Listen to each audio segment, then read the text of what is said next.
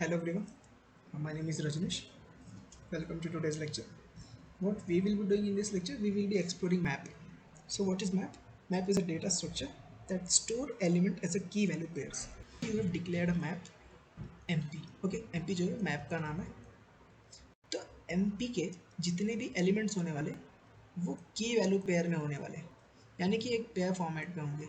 Suppose जो पहला pair है वो 1, A है, यानी कि 1 के करस्पॉन्डिंग वैल्यू A स्टोर है, 2 के करस्पॉन्डिंग वैल्यू B स्टोर है और 3 के करस्पॉन्डिंग वैल्यू D स्टोर है. अभी मैप में होता क्या है, जब आप कोई नेक्स्ट एलिमेंट इंसर्ट करना चाहते हो एक ऐसे की के साथ में जो कि पहले से ही एग्जिस्ट करती है. आप सपोज 1 के करस्पॉन्डिंग F इंसर्ट करना चाहते हो इस की के इस मैप में, तो 1 के करस्पॉन्डिंग एक पहले से ही वैल्यू A एग्जिस्ट करती है. तो उस केस में क्या होगा कि मैप 1, A को ओवरराइट कर देता है 1, F के साथ में. तो अभी के लिए मैप अपडेट होके A के करस्पॉन्डिंग वैल्यू को F कर देगा और इस वाली की वैल्यू पेयर को डिलीट कर देगा. ठीक है, तो ये कैसे काम करता है कि जब भी आप कोई नई वैल्यू इंसर्ट करने की कोशिश करते हो मैप में एक ऐसी की के साथ में जो कि पहले से मैप में एग्जिस्ट करती है, तो उस वैल्यू को रिप्लेस कर देगा नई वाली वैल्यू के साथ में. ठीक है, लेटर से आपने एक मैप बनाया जिसका नाम है M और उसके जो वैल्यूज़ हैं उसमें 3 आपने सबसे पहले 3 डाला. ठीक है, 3 के करस्पॉन्डिंग वैल्यू है ABC. ओके, फिर आपने डाला 1 के करस्पॉन्डिंग वैल्यू है A. फिर आपने इंसर्ट किया 5 के करस्पॉन्डिंग वैल्यू है DE. फिर आपने सपोज इंसर्ट किया यू कैन से 2 के करस्पॉन्डिंग वैल्यू है मान लो G. ठीक है, तो जब M को प्रिंट करोगे तो ये हमेशा की के सॉर्टेड ऑर्डर में प्रिंट होता है, यानी कि सबसे पहले 1 और उसकी करस्पॉन्डिंग वैल्यू A को प्रिंट करेगा, फिर ये 2 और उसकी करस्पॉन्डिंग वैल्यू G को प्रिंट करेगा, उसके बाद ये 3 की करस्पॉन्डिंग वैल्यू ABC को प्रिंट करेगा, उसके बाद 5 की करस्पॉन्डिंग वैल्यू DE को प्रिंट करेगा. तो मैप में वैल्यूज इस हिसाब से स्टोर होती हैं. तो होता क्या है कि जब भी कोई वैल्यू नई वैल्यू इंसर्ट होती है इस मैप के अंदर, तो पहले एक सर्चिंग एल्गोरिथम लगता है और वो पहले पता किया जाता है कि वो एलिमेंट फिट कहाँ पे होता है. जहाँ पे भी वो एलिमेंट फिट होगा उस जगह पे उस वैल्यू को और उसके करस्पॉन्डिंग की को इंसर्ट कर दिया जाता है. तो सर्चिंग एल्गोरिथम वहाँ पे बाइनरी सर्च लगता है जो कि की के हिसाब से सर्च होता है, इसलिए उसकी जो टाइम कॉम्प्लेक्सिटी होती है वो होती है बिग ऑफ लॉग एन. तो इसलिए इंसर्शन की time complexity big of log n होती है. Now if you talk about storage, तो जो पहला एलिमेंट लेटर से मेमोरी में यहाँ पे स्टोर हुआ फर्स्ट प्लेस पे पहला एलिमेंट, दूसरा एलिमेंट इसके जस्ट एग्जैक्टली बाजू में स्टोर नहीं होता है, वो रैंडमली मेमोरी में कहीं भी एक लोकेशन उसको मिल जाती है, वहाँ पे वो स्टोर हो जाता है. लेकिन 1 और 2 के बीच में एक कनेक्शन सेटअप हो जाता है जिससे कि 1 को 2 का एड्रेस पता होता है. जब आप थर्ड एलिमेंट इंसर्ट करते हो तो ये थर्ड एलिमेंट लेटर से मेमोरी में यहाँ पे इंसर्ट हो गया, तो 2 को पता होता है कि थर्ड का एड्रेस क्या है. ठीक है, तो इस हिसाब से हर एक एलिमेंट को एक एक मेमोरी लोकेशन मिलती और वो हर एक जगह मेमोरी में सेव होते रहते हैं. तो अभी तक हमने देखा सबसे पहली बात कि जो मैप होता है मैप के अंदर वैल्यूज़ हमेशा की के हिसाब से असेंडिंग ऑर्डर में सॉर्ट होके स्टोर होती है ना. और दूसरी बात कि जो मेमोरी लोकेशन एलोकेट होती है वैल्यूज़ को वो हमेशा कंटिन्यूअस पैटर्न में नहीं होती है, वो रैंडम कहीं भी मेमोरी में लोकेशन उनको मिल जाती है, वो स्टोर हो जाते हैं और उनके प्रीवियस वाले एलिमेंट को उनकी एड्रेस पता होती है. ठीक है, जिस हिसाब से हम एक एक आर्टिटर लगा के पहले एलिमेंट से दूसरा एलिमेंट, दूसरे एलिमेंट से तीसरा एलिमेंट, जैसे लिंक लिस्ट में ट्रैवर्स करते हैं ऐसे ट्रैवर्स कर सकते हैं. अब प्रोग्राम के हिसाब से समझते हैं कि मैप को डिक्लेयर कैसे करते हैं और मैप में वैल्यूज़ को स्टोर कैसे करते हैं. तो मैप को डिक्लेयर करने के लिए जो सबसे पहला कीवर्ड लिखना होता है वो होता है मैप. उसके बाद हम लोग लिखते हैं कि जो पहला एलिमेंट यानी कि जो हमारा की है उसका डेटा टाइप कुछ भी हो सकता है और वैल्यू का भी डेटा टाइप कुछ भी हो सकता है, रैंडम यानी कि कुछ भी हो सकता है. ठीक है, अभी के लिए हमने इंटीजर और स्ट्रिंग लेके चलते हैं. जो की है वो हमारा इंटीजर टाइप का है और जो वैल्यू है वो स्ट्रिंग टाइप की है और मैप का नाम लेटर से हमने एमपी दे रखा है. तो जो सबसे पहला फंक्शन है वो ये है कि हम मैप में वैल्यूज़ को इंसर्ट कैसे करते हैं. तो इंसर्ट करने के 2-3 तरीके हैं. तो जो सबसे पहला तरीका है आप किसी भी की के करस्पॉन्डिंग एक वैल्यू डायरेक्ट स्टोर करते हो इस हिसाब से। एमपी में, एमपी यानी कि मैप में 1 के करस्पॉन्डिंग ए बी स्टोर है, मैप में 2 के corresponding C D E store है, और जो दूसरा तरीका होता है मैप में इंसर्ट करने का वो इंसर्ट फंक्शन यूज़ करके होता है। और जो इंसर्ट फंक्शन होता है वो एक्चुअली एक पेयर लेता है। पेयर किसका? की और वैल्यू का। आप पेयर कर्ली ब्रैकेट के थ्रू भी बना सकते हो या फिर आप मेक अंडरस्कोर पेयर के थ्रू भी बना सकते हो। तो अभी के लिए मैं यहाँ पे कर्ली ब्रैकेट यूज़ करता हूँ और मैं यहाँ पे लेटर से 3 comma I will go with X Y. ठीक है, तो अभी एक्स और वाई 3 के करस्पॉन्डिंग स्टोर हो चुके हैं। तो अभी ये इंसर्शन तो हो गई। इंसर्शन के दो तरीके हैं, या आप तो डायरेक्ट की के करस्पॉन्डिंग वैल्यू डाल दो, या फिर आप इंसर्ट फंक्शन यूज़ करके एक पेयर दे दो। पेयर में जो सबसे पहला होगा वो की होगा और दूसरी हमारी वैल्यू होने वाली है। अभी मैं इनका थोड़ा ऑर्डर चेंज कर देता हूँ। ठीक है, मैं यहाँ पे करता हूँ 11 और यहाँ पे मैंने 3 और 2 रखने देता हूँ। ठीक है, मैप को प्रिंट करने के लिए हमें मैप के हर एक एलिमेंट को ट्रैवर्स करना पड़ेगा। तो उसके लिए हमें एक लूप की ज़रूरत पड़ेगी। मैं एक फॉर लूप यूज़ कर लेता हूँ और एक आइटरेटर लगेगा। यानी आइटरेटर क्यों लगेगा? क्योंकि हम पेयर के थ्रू एक एक पेयर करके ट्रैवर्स करने वाले हैं। सबसे पहला पेयर, फिर दूसरा पेयर, फिर तीसरा पेयर, यानी कि हर एक एलिमेंट एक पेयर है। तो हम एक किसी एक इंटीजर, किसी एक स्ट्रिंग टाइप का डेटा टाइप बना के तो नहीं घूम सकते ना हर एक एलिमेंट के पास। तो हम एक आइटरेटर बना लेते हैं।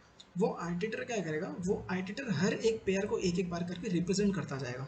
तो लेटर से आइटरेटर का नाम है आई और वो स्टार्ट होता है मैप के बिगिन से और वो तब तक जाता है जब तक मैप का एंड नहीं मिल जाता। एंड यानी कि एक ऐसा आइटरेटर होता है जो कि लास्ट एलिमेंट के बाद वाली लोकेशन को इंडिकेट कर रहा होता है। ठीक है, और मैं आइटरेटर प्लस प्लस कर देता हूँ और अभी मैं यहाँ सी आउट करता हूँ। आप एलिमेंट दो तरीके से प्रिंट कर सकते हो। पहली बात तो ये कि आप स्टार आईटी में फर्स्ट या सेकंड लगा दो। फर्स्ट या सेकंड यानी कि एक पेयर मिल जाएगा। आईटी क्या करेगा? आईटी आपको एक पेयर देगा।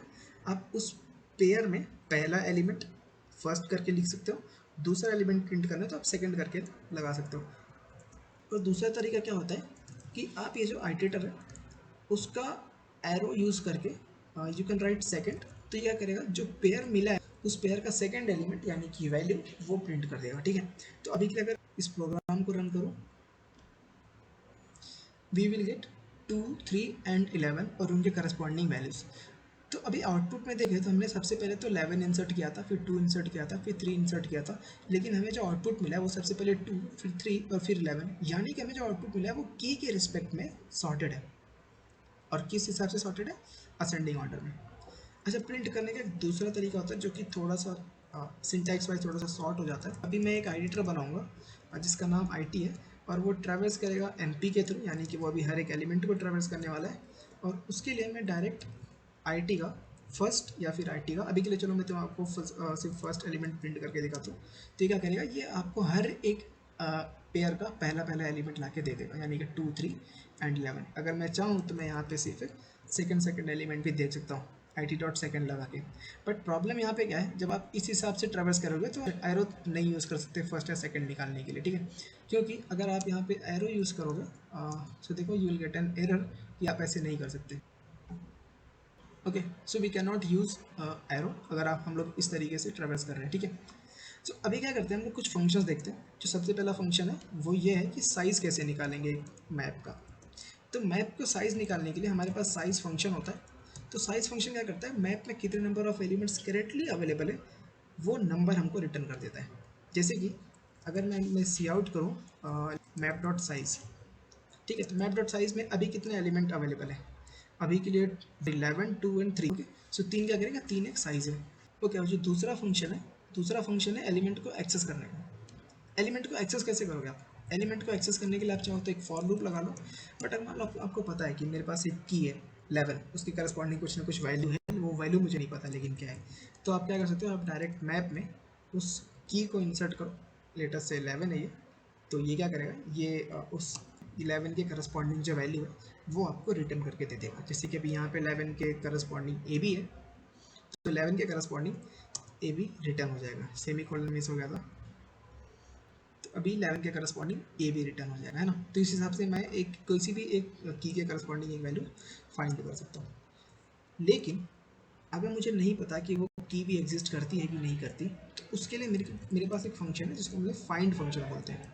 तो ये फाइंड फंक्शन क्या करता है, फाइंड फंक्शन एक आइटरेटर रिटर्न करता है। आइटरेटर यानी कि आप ये समझ लो कि आपको एक पेयर रिटर्न करता है।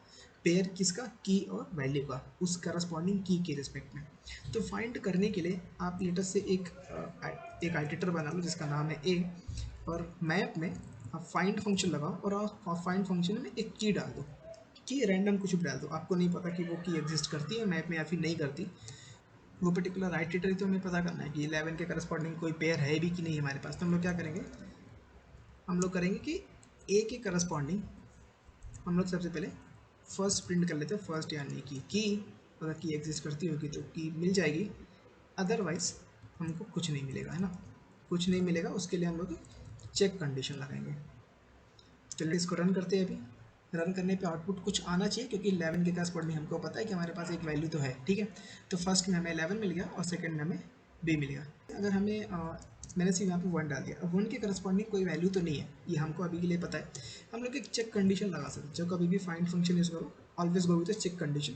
और वो चेक कंडीशन होती है कि आपको जो वैल्यू रिटर्न मिल रही है, यानी कि जो आइटरेटर आपको मिल रहा है, अगर वो एंड आइटरेटर है, एंड आइटरेटर यानी कि एक ऐसा आइटरेटर जो कि लास्ट वैल्यू के बाद वाली लोकेशन को इंडिकेट कर रहा होता है, तो वो आइटरेटर का सीधा सा मतलब होता है कि हमें आपकी वैल्यू पूरे मैप में नहीं मिली, इसलिए मैं आपको ये वाला आइटरेटर रिटर्न कर रहा हूँ।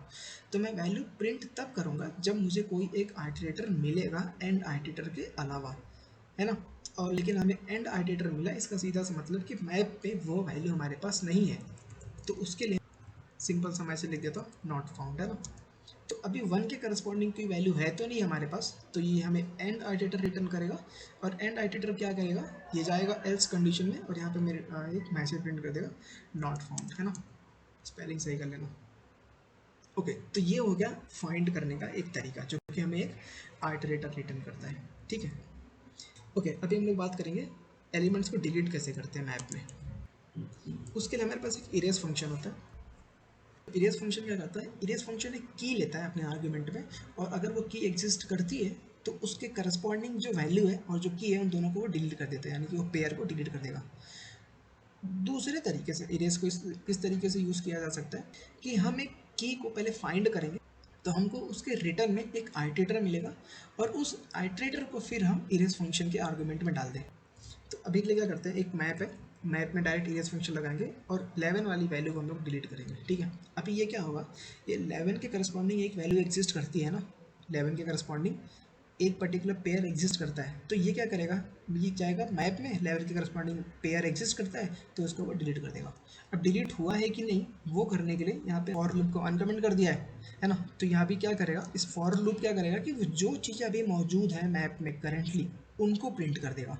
यानी कि 11 को डिलीट करने के बाद, 11 को इरेज करने के बाद मेरे पास 2 एंड 3 बचे हैं, तो 2 एंड 3 को प्रिंट कर देगा। तो इस हिसाब से 11 को डिलीट किया जा सकता है। लेकिन दूसरा तरीका भी वही है, फाइंड फंक्शन यूज़ करने का। फाइंड फंक्शन में आप क्या कर सकते हो, मैंने अभी के लिए मान लीजिए मैं एक कोड कॉपी कर लेता हूँ यहाँ से, जहाँ पे मैं एक वैल्यू फाइंड करूँगा, ठीक है। ये वैल्यू यानी कि ए यानी कि आइटरेटर, ये अगर एंड आइटरेटर नहीं है, यानी कि इसको कोई ना कोई अगर वैल्यू मिली है, तो मैं वैल्यू यहाँ पे प्रिंट नहीं करूँगा, मैं इसको इरेज फंक्शन में पास कर दूंगा। एक आइटरेटर जो मुझे मिला हुआ है मैं इसको इरेज फंक्शन के आर्ग्यूमेंट में डाल दूंगा, तो ठीक है। तो ये वैल्यू को डिलीट कर देगा, अदरवाइज मुझे वो वैल्यू नहीं मिली, ठीक है। तो अभी मान लो मैं 1 को फाइंड फंक्शन के आर्गुमेंट में डालता हूँ, तो मुझे कोई वैल्यू नहीं मिलेगी, है ना। अगर कोई मुझे वैल्यू नहीं मिलेगी तो ये क्या करेगा, ये नॉट फाउंड प्रिंट करेगा, यानी कि यहाँ पे नॉट फाउंड प्रिंट हुआ और उसके बाद आगे का काम फॉर लूप का है। तो फॉर लूप ने क्या किया, उसके करस्पॉन्डिंग 2, 3 एंड 11 सबकी वैल्यूज़ को प्रिंट कर दिया। लेकिन अगर मैं यहाँ पे 1 की जगह पे 2 डालूँ तो 2 के करस्पॉन्डिंग वैल्यू एग्जिस्ट तो करती है, तो वो क्या करेगा, वो इस वाली इसकी कंडीशन में जाएगा और 2 के करस्पॉन्डिंग वाली वैल्यू को डिलीट कर देगा। और फिर बाकी का काम आता है फॉर लूप का, तो फॉर लूप बाकी के एलिमेंट्स को प्रिंट कर देगा, यानी कि 3 एंड 11 को। तो इरेज फंक्शन इस हिसाब से भी काम करता है। ओके, अभी हम लोग एक पांचवें फंक्शन क्लियर की बात करते हैं। क्लियर लगभग ऑलमोस्ट हर एक डेटा स्ट्रक्चर में आपको मिल जाएगा। तो यहाँ क्लियर का मतलब क्या है, जो कि हर जगह सेम ही मतलब होता है क्लियर का, लगभग हर एक एलिमेंट को मैप के अंदर से डिलीट कर दिया जाए, रिमूव कर दिया जाए। तो अगर मैं मैप में सीधा क्लियर फंक्शन लगाओ, और क्लियर फंक्शन कभी भी कोई आर्ग्यूमेंट नहीं लेता, क्योंकि इसका सीधा सा मतलब होता है कि जितने भी एलिमेंट्स प्रेजेंट है अभी करेंटली मैप के अंदर, उन सबको डिलीट करना है मुझे। तो मैप डॉट क्लियर हमेशा सारी की सारी मैप को एम्प्टी कर देगा, ठीक है। तो अभी अगर मैं मैप को यहाँ पे मैं प्रिंट करके देखूँ तो मुझे कुछ भी प्रिंट नहीं होना चाहिए आउटपुट में, है ना। तो देखते हैं अभी रन करके इसको। ओके, तो टर्मिनल हमारा एम्प्टी आ रहा है, यानी कि अभी सब कुछ यहाँ से क्लियर हो चुका है। ओके, अभी हम लोग एक सिक्स्थ फंक्शन की बात करते हैं, जो कि एक एम्प्टी फंक्शन है। एम्प्टी फंक्शन का मतलब होता है कि वो ये चेक करता है कि आपका जो मैप है क्या वो एम्प्टी तो नहीं, और ये एक ट्रू या फॉल्स वैल्यू रिटर्न करता है। अगर मैं सीधा सीधा सी आउट करूँ मैप डॉट एम्प्टी, तो ये मैप डॉट एम्प्टी क्या करेगा, एक ट्रू या फिर फॉल्स एक वैल्यू रिटर्न करेगा। ट्रू यानी कि कोई नॉन जीरो वैल्यू, लेटर से 1 2 3 4 कुछ भी, और फॉल्स का मतलब क्या होता है, ज़ीरो। ठीक है, अभी के लिए लेकिन एम्प्टी है तो नहीं होना चाहिए, क्योंकि हमारे पास मैप में वैल्यूज़ तो हैं, यानी कि ज़ीरो प्रिंट होना चाहिए, है ना।